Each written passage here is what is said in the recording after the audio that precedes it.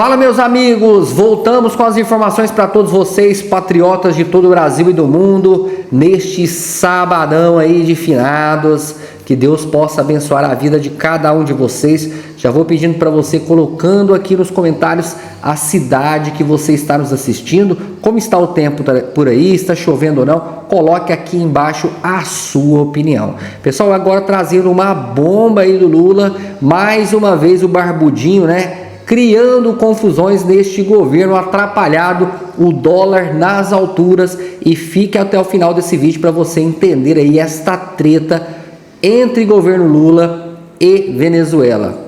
Pessoal, já vou pedindo para você, colocando aqui também nos comentários qual a sua opinião referente a este tema. Peço para você se inscrever no canal, deixar o like no vídeo e compartilhe esse vídeo ao máximo de pessoas. Sem mais enrolações, bora pro vídeo, pessoal. Fala sobre política internacional, porque na Venezuela, a Polícia Nacional Bolivariana, subordinada ao ditador Nicolás Maduro, ganhou notoriedade no Brasil na noite de quinta-feira, depois de publicar uma ameaça contra Lula no Instagram. Na rede social, a corporação divulgou uma imagem borrada do petista à frente da bandeira brasileira com a seguinte mensagem, abre aspas, quem mexe com a Venezuela se dá mal, fecha aspas. A publicação faz parte de uma série de críticas do governo venezuelano ao governo brasileiro depois do veto à entrada do país no BRICS. O próprio ditador Nicolás Maduro já havia usado a expressão publicada pela polícia para se referir ao veto. O ministro das Relações Exteriores do Brasil divulgou há pouco uma nota para dizer que o governo brasileiro se surpreendeu com o tom ofensivo adotado pelas autoridades venezuelanas em relação ao Brasil e seus símbolos nacionais. Sem mencionar o ditador Nicolás Maduro, o Itamaraty diz que a opção por ataques pessoais e escaladas retóricas, em substituição aos canais políticos e diplomáticos, não corresponde à forma respeitosa com que o governo brasileiro trata a Venezuela e o seu povo. Sim. Silvio Navarro escalou aí a briga, tudo começou, vamos lembrar, então, com o veto do Brasil, a entrada da Venezuela ao BRICS, e aí o ditador Nicolás Maduro praticamente declarou guerra ao Brasil com deboches, chacotas, e agora essa última, inclusive, eu vou pedir para a gente exibir mais uma vez na tela para quem nos acompanha, porque realmente é vexaminoso o que está acontecendo, essa troca de acusações, enfim, em relação ao Brasil, e a gente traz aqui, a gente consegue exibir mais uma vez, aparece a bandeira do Brasil, uma silhueta, o que parece ser, claro, o presidente Lula, está aí em espanhol, ele que se meta com a Venezuela, se seca, aí uma tradução livre seria quem se mexe com a Venezuela, quem mexe com a Venezuela se dá mal. E aí a silhueta, que deve ser aí do presidente Lula, tudo leva a crer, Silvio. Paula, mereceu, né? Vamos falar o português claro, vamos falar a verdade. A chancelaria, a diplomacia brasileira, o presidente Lula da Silva, Celso Amorim, que é o chanceler informal do Brasil, Mauro Vieira é o chanceler oficial, mas o Celso Amorim é quem dá as cartas na diplomacia brasileira. Eles mereceram. O Brasil alimentou esse monstro.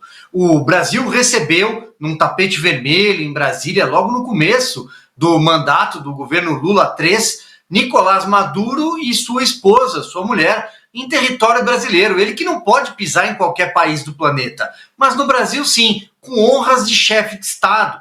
O Brasil fez muita força para que a Venezuela fosse parte do Mercosul, esse bloco decadente, mas fez muita força. O Brasil tentou empurrar a Venezuela para o Banco dos BRICS, um banco de fomento, um ajuntamento informal de alguns países lá, que nasce de uma carteira de 100 bilhões de dólares, mas que o Brasil entende, porque o Lula entende que é um banco dele, que é como se eu posso nomear a dona do banco, a chefe do banco, a Dilma Rousseff tirou de lá o competente Marcos Trujillo, e aí posso chamar para fazer parte do banco quem eu quiser. A Argentina dos Kirchner, aí depois Javier Milei vence a eleição, não, Argentina não. Posso colocar Cuba, posso colocar a Venezuela, mas é claro, essa relação se esgarçou porque o Nicolás Maduro contava que o Lula bancaria até o final o golpe que ele deu no país, uma ditadura para permanecer no poder com fraude eleitoral. Ocorre que o Lula e o PT, aliás, chancelou, mas o governo brasileiro foi até a página 2, porque teve início na mídia tradicional que dá sustentação a esse consórcio de poder formado por Lula da Silva e pelos ministros do Supremo Tribunal Federal, teve início alguma reprovação à atitude do governo brasileiro. E aí o Lula parou. Quando o Lula para, o Maduro dá mais uma cartada e depois outra. Então isso são provocações. O que será que o Maduro sabe sobre os contratos do BNDES? A Venezuela é a grande caloteira do BNDES.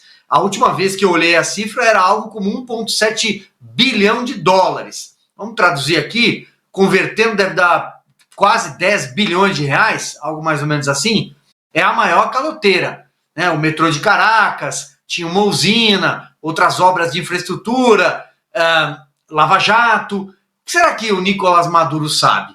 Então, o Brasil alimentou um monstro. Agora vai ter que lidar com essa situação.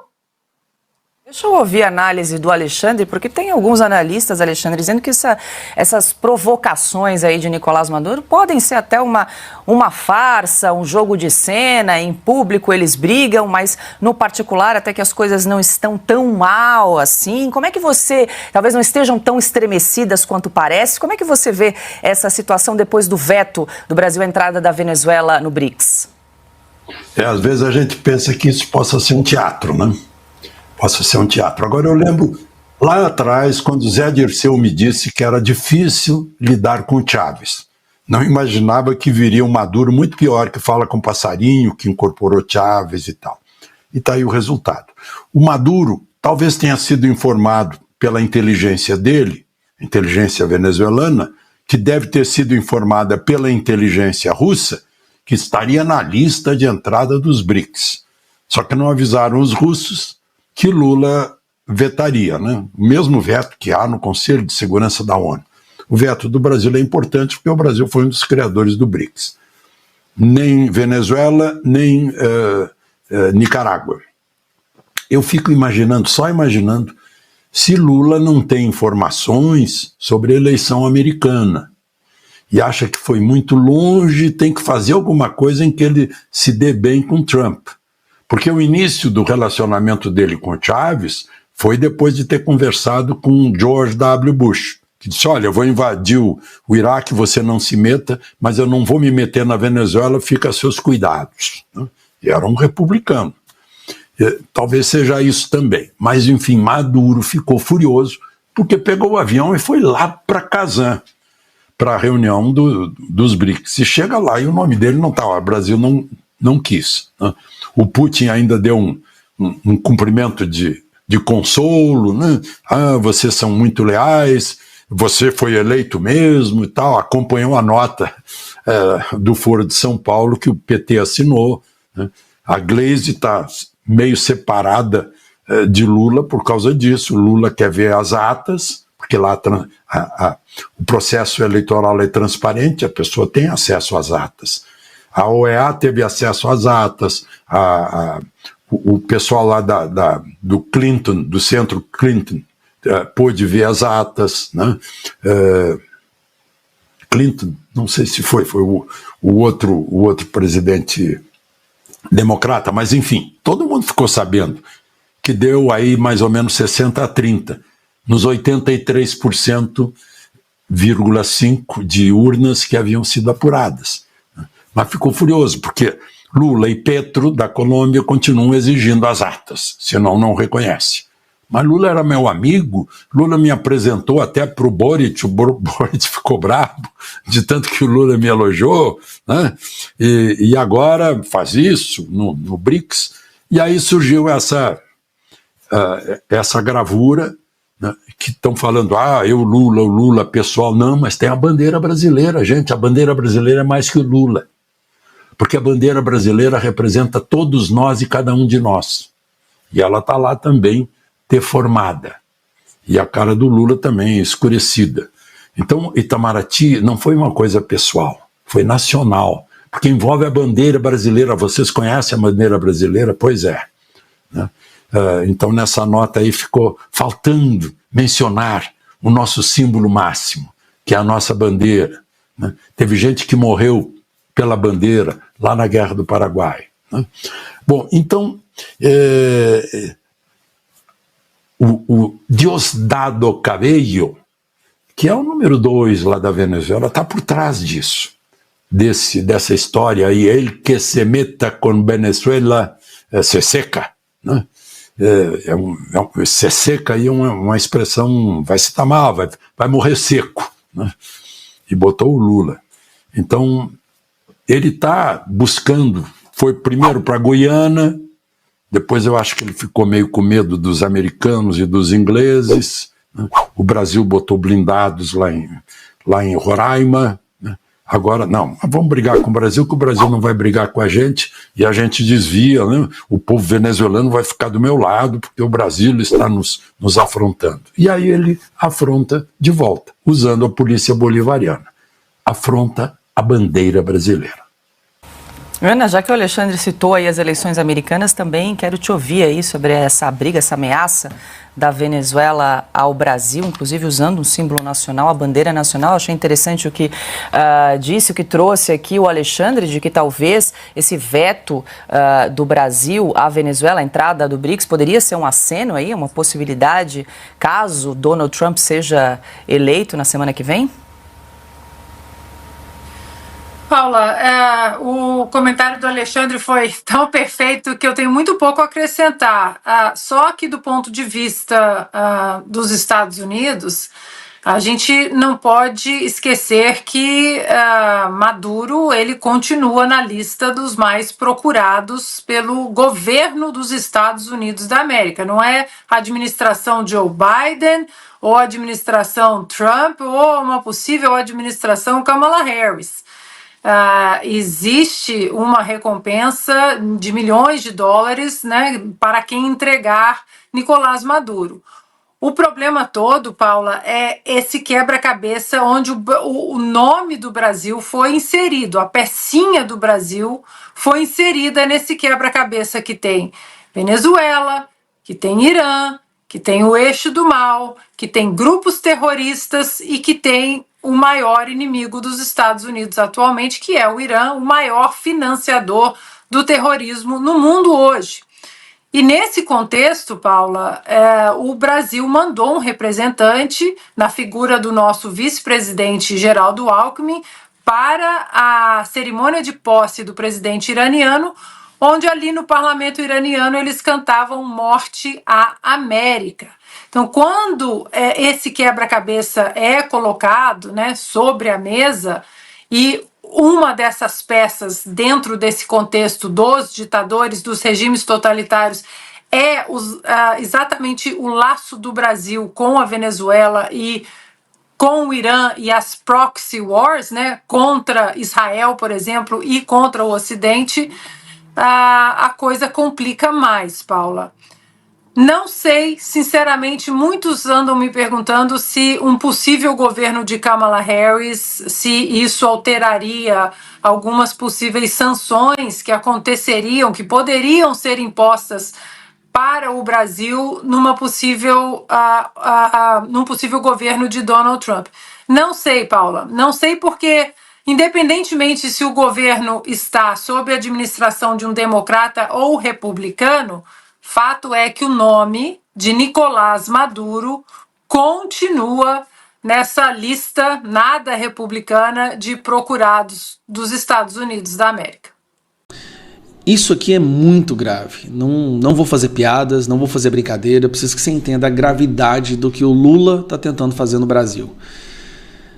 Lula vai apresentar uma PEC para ser votada no Congresso, a criação da Polícia Bolivariana. E por que eu me refiro ao nome dessa PEC, da PEC da Polícia Bolivariana, ou dos mercenários bolivarianos?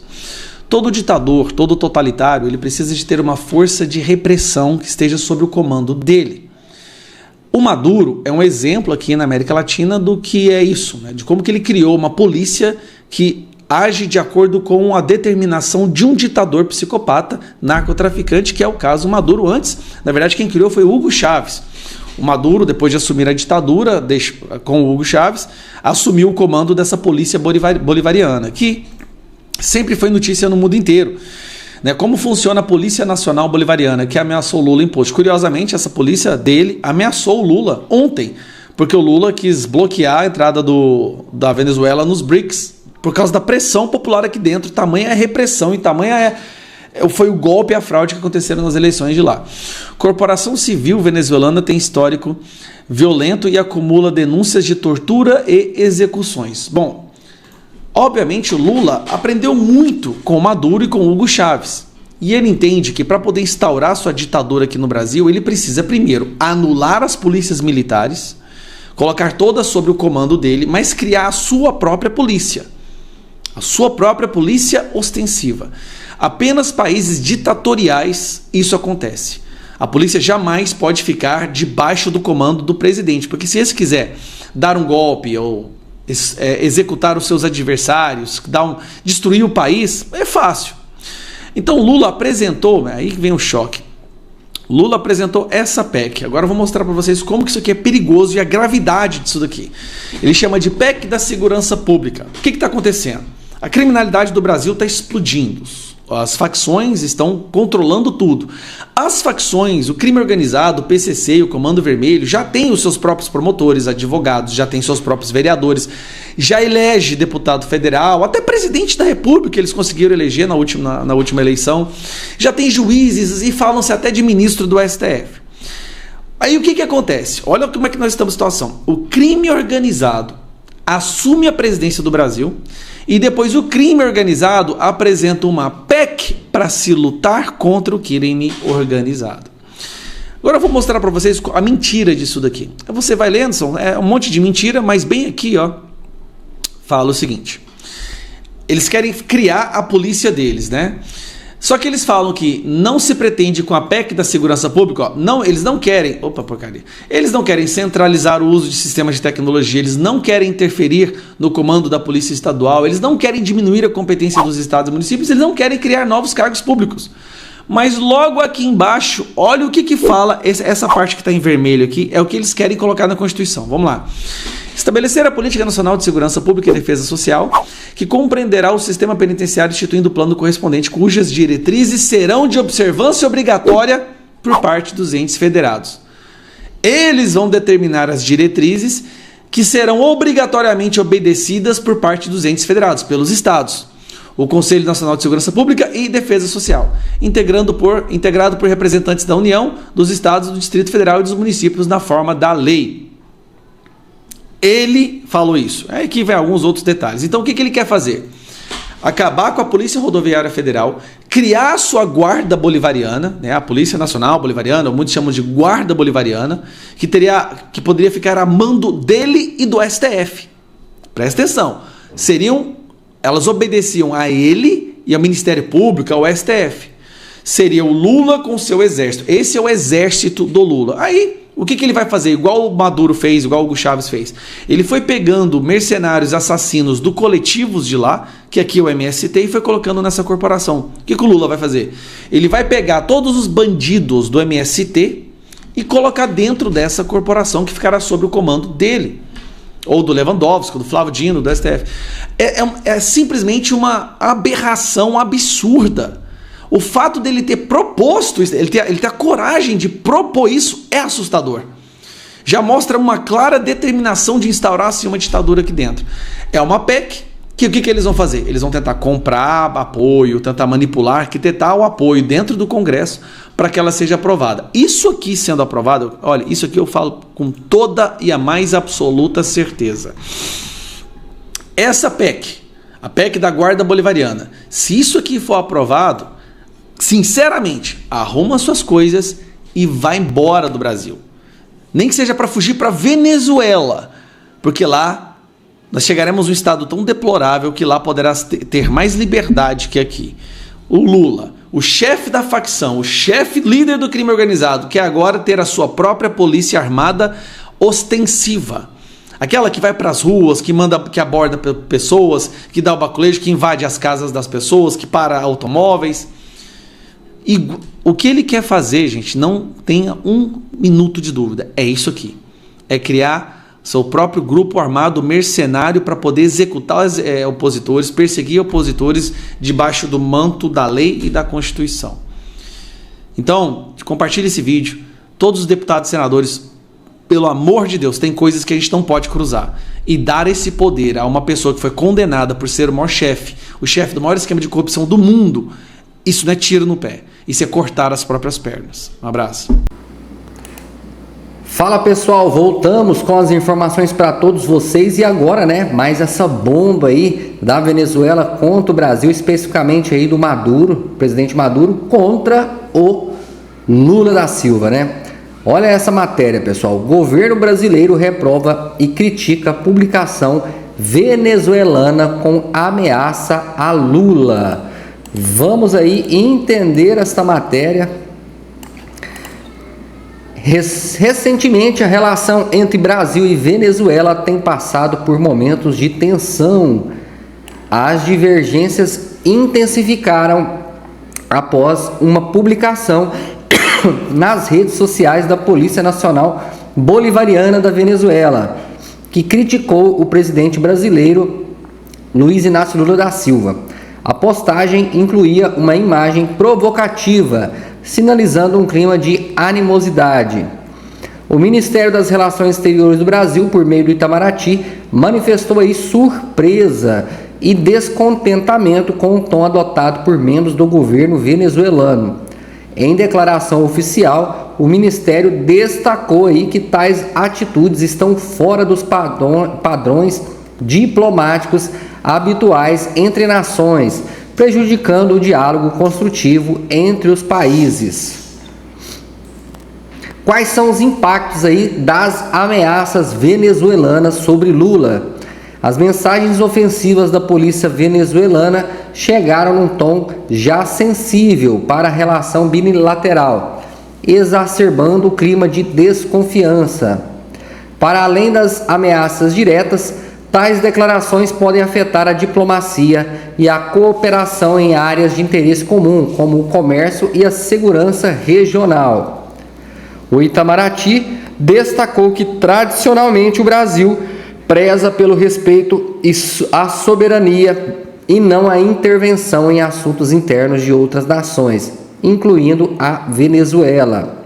No entanto, observou que é necessário manter um diálogo respeitoso e utilizar os canais políticos apropriados para resolver desavenças. Como a situação do BRICS influencia as relações Brasil-Venezuela? A relação já conturbada sofreu outro golpe com a decisão do governo brasileiro de barrar a entrada da Venezuela no bloco do BRICS.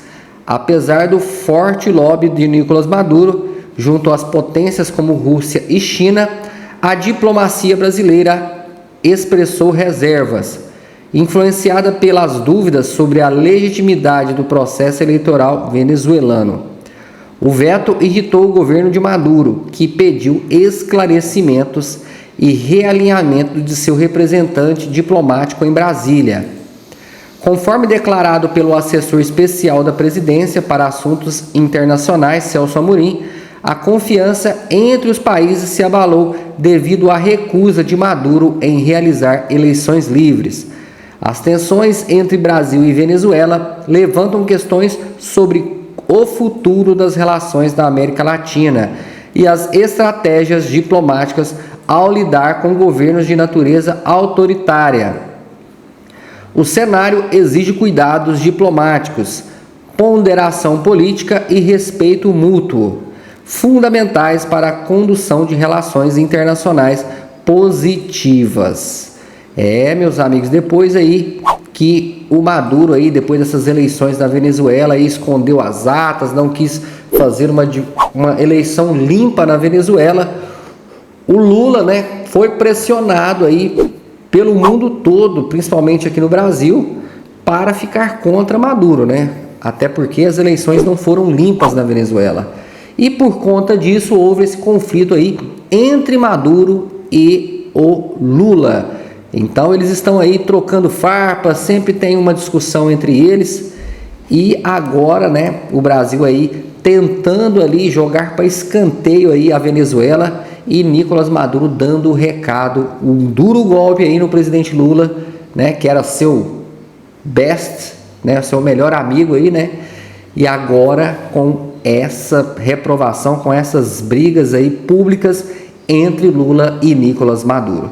Vai colocando aqui nos comentários a sua opinião referente a este tema, que eu quero saber de você aí que está do outro lado nos assistindo. Pessoal, vou ficando por aqui, espero que vocês tenham gostado desse vídeo. Um forte abraço, te espero no próximo vídeo.